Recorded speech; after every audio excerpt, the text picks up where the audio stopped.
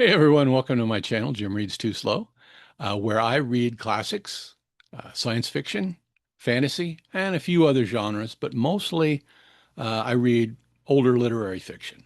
And this past month, the month of May, I just finished reading some horror stories to go along with the 2025 Horror Mayhem reading event. A Horror Mayhem, of course, was created by the late Scott Bryant and his wife Becky, the Bookish Bryants. And this year's event was kind of dedicated to Scott's memory.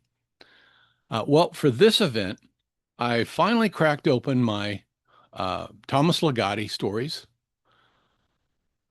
This Penguin Classic combines the anthologies Songs of a Dead Dreamer and Grimscribe. I talked to you last time about the first few stories that I read out of this. This second time around, I read Shadow at the Bottom of the World, Dr. Locrian's Asylum, and The Last Feast of the Harlequin. And then I read a couple of H.P. Lovecraft stories, which I read were uh, heavily influenced Ligotti's stories.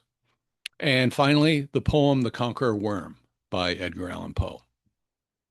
Ligotti, if you don't already know, is a writer of weird supernatural horror. He owes a lot to Poe and to Lovecraft. As I said last time, his stories can be kind of dark, disturbing, unsettling, brutal, certainly pessimistic. His stories lend themselves to a certain amount of cosmic horror because not only does he believe that humanity is not all that important in the scheme of things, but he also believes that our existence as intelligent beings is a curse, a mistake. So you're apt to find all kinds of pessimism in his stories. You're also going to find mannequins, puppets, dolls, inanimate creatures that may or may not be alive, but certainly are made at times to act as if they are living.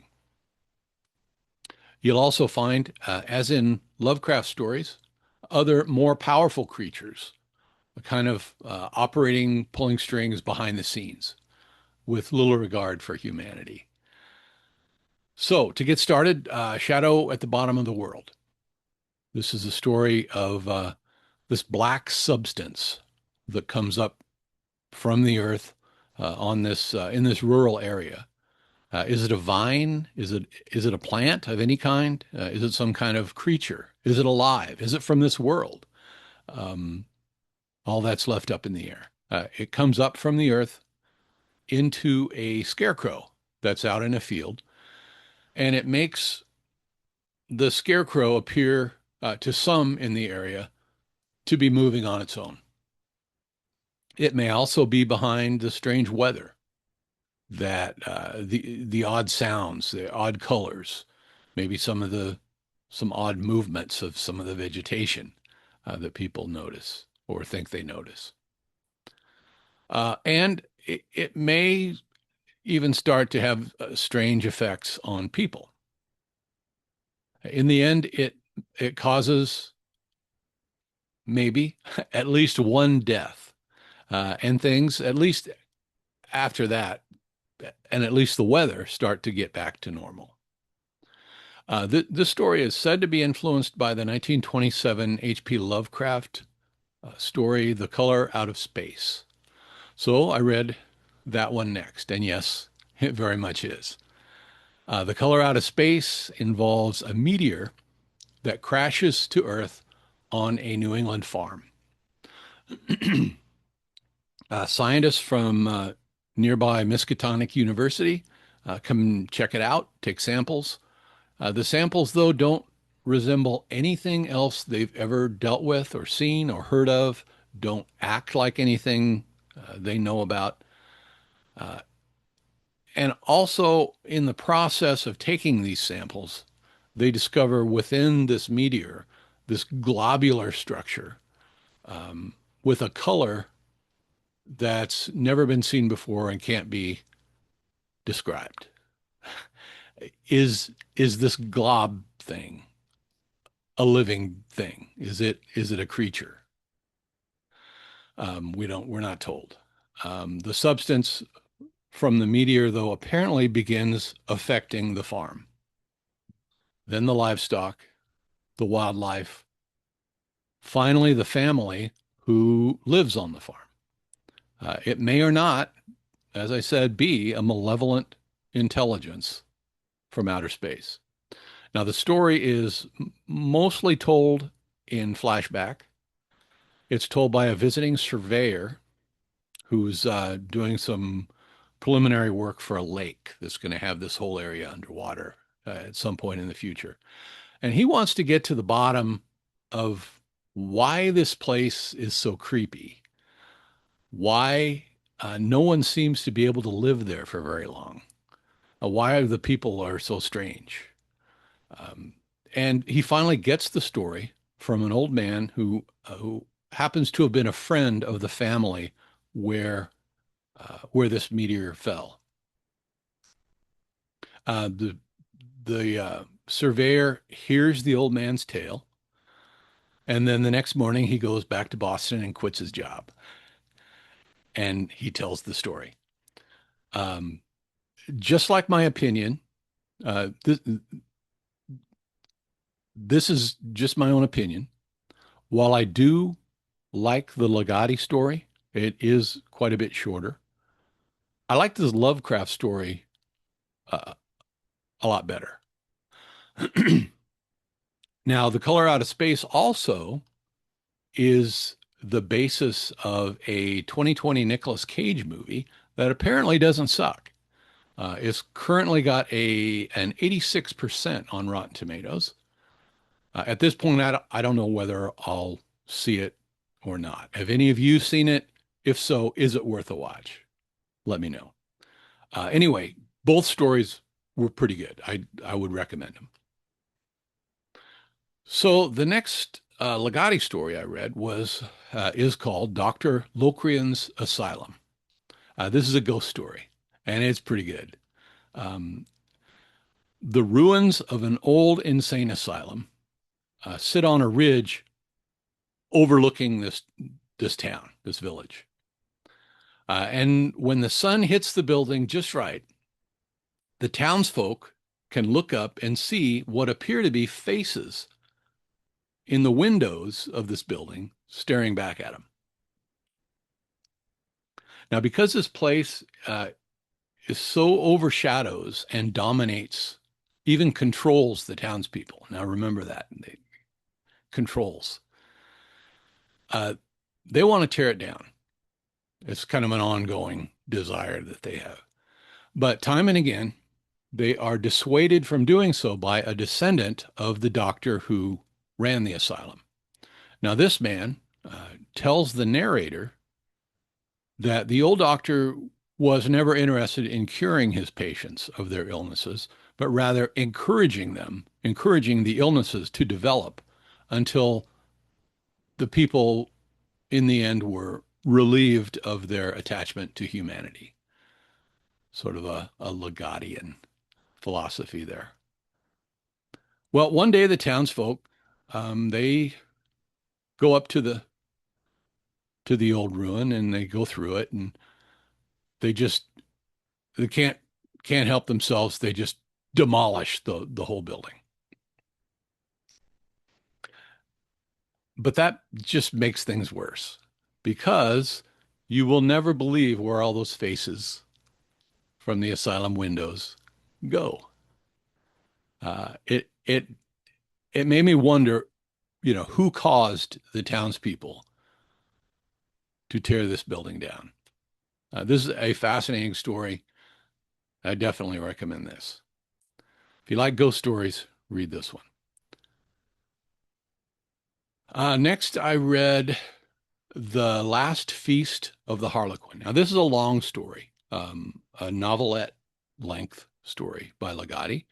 It's about a professor, an anthropologist, who in his research, in his studies, well, to begin with, he's always been fascinated by clowns, right? So in his research, as he goes around to these various places that he studies, he attends these festivals, um, the various types of celebrations, and he takes his clown outfit with him, and at some point he dresses up and starts taking part in things.